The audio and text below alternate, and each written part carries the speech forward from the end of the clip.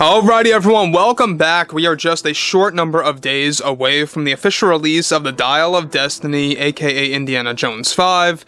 That really is something that a lot of fans have remained very skeptical about based on all of the spoilers that have been confirmed and the overall approach by Phoebe Waller-Bridge, Steven Spielberg, and yes, even the creator himself, James Mangold. This is Mike Zero. Subscribe if you're new and like this video to see future updates. I'm also on Twitter at Mike01. I thank you all so very much for the great and kind support.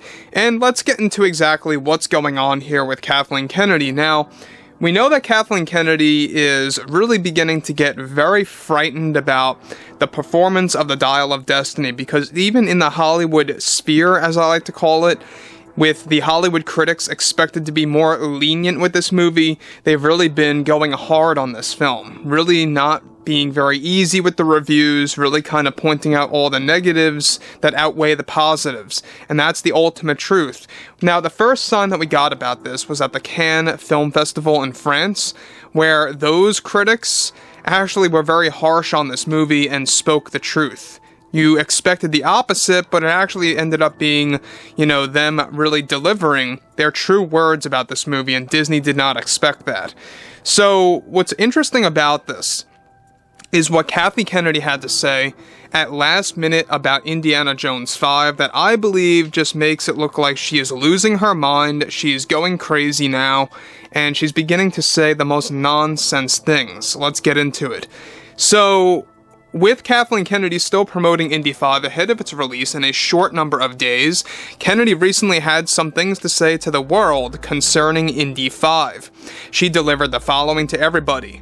"We feel those box office projections that you questioned us about are completely false and overly exaggerated for a personal agenda of theirs.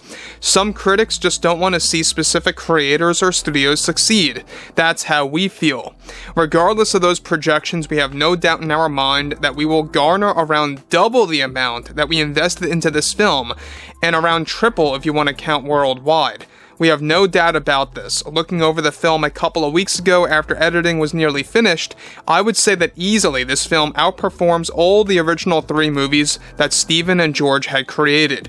It really has high stakes in this one, and is the most dangerous one of all, as it includes the dangerous relic, such as the Dial, that we have introduced so far. We thoroughly believe that this film is going to be the most successful one out of all the 4 films. Mangold really directed above and beyond with this one, and we see that magic on the big screen." Now guys, let me pause here for a second. So what she is saying is that she believes that this movie is going to make double the amount, domestically speaking, for the Dial of Destiny. Now, if you guys know anything about the Dial of Destiny, is that they poured almost $300 million into this thing. To be exact, $295 million into Indy 5, that's not counting the marketing. The marketing was quite a bit extra on top of that as well at last minute, including the Applebee's push. We've talked about this. But beyond that, you're looking at roughly $300 million and change poured all into the Dial of Destiny. So what she is suggesting is that, domestically speaking, Indy 5 is going to make a little more than $600 million domestic, alright? Now, I don't know about you guys, but to me that sounds ludicrous. Of course, maybe it's going to happen, maybe they will make that much, but I doubt it. And she's saying that it's going to make triple the amount if you count worldwide, which is also crazy because she's suggesting that it's going to make nearly $1 billion worldwide if you want to count it that ways. Let's look at an example here. Fast X, a very, very big, well-known franchise that has been, I believe, going way too long. Worldwide, that made $689 million. Domestically speaking, it made $144 million. Just let that sink in. A major franchise like Fast and Furious only made $144 million domestic. What makes her think that Indiana Jones 5, the Dial of Destiny, that had a horrible marketing plan compared to Fast and Furious X, is going to make $600 million in change, domestically speaking? I think she's out of her mind. I don't know what she's trying to sell with this movie. She's really trying to upsell it or oversell it, whatever you want to call it.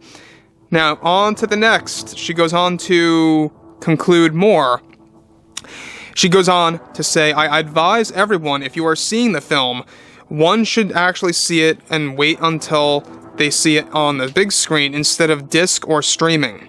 In the theater is the way to go, and I can't stress this enough that this is of course a once-in-a-lifetime opportunity to see Indy in the theaters again. I firmly believe audiences are going to be surprised at how this film delivers an even better experience than both Raiders and The Last Crusade, since it is a great story of God-daughter and God-father. We sort of wanted to experiment with that family yet non-family style in Indiana Jones. The past two films were father and son stories, and now we have Helena as the true star of this film. Phoebe really contributed so much to the story that we love that what she and James did with the script and the storyline. So I don't know if you guys knew this, Kathleen Kennedy is further confirming this, and Phoebe Waller-Bridge also talked about this, but Waller-Bridge did contribute to Indy 5. She didn't write things on paper per se in the script, but she did contribute to the story, telling what James should or should not do. Let's do this idea, let's do that idea. Basically the same exact thing that she did with Bond 25, alright, the latest James Bond movie where Daniel Craig made an exit. So Phoebe Waller-Bridge contributed to that, Indiana Jones, and now she's actually creating a Tomb Raider series for Amazon. As if it couldn't get any worse, guys. So, look, Kathleen Kennedy is out of her mind. Who knows, maybe there's an off chance that this makes 600 plus million domestically speaking. The magical word is domestic. I don't believe it will. In fact, I don't even think it's gonna break even, to be honest, if the projections are really gonna be that accurate. A lot of you have been really kind of speaking toward me directly in the comments, saying that you were actually experimenting with the theater seats of your local movie theaters, and that there's so many seats open for this movie that really is not a good sign for the box office weekend opening. And in fact, I checked myself for a lot of local movie theaters for the opening weekend, and so far, guys, it's not looking good at all. It's already Wednesday, and those seats should be somewhat filled up, similar to how The Rise of Skywalker even was. So anyways, Kathleen Kennedy 100% is trying to upsell this film, oversell it, and really kind of just get fans into the theater seats. I think that Applebee's tactic or strategy was very low of Disney. The whole spend $35 on a dinner or whatever at Applebee's and get a free ticket, it's laughable.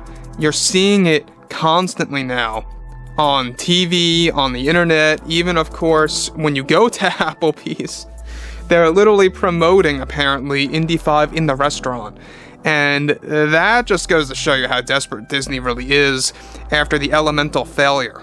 And of course, the Galactic Star Cruiser Hotel failure as well. That's closing by this September, by the way. So if you have any interest in that, it's going to be no more. So guys, drop a comment below, fill me in below in the comments what you all have to say about this, and if you guys did enjoy the content for today, make sure to drop a thumbs up on this video to support the channel, and I will catch you guys next time.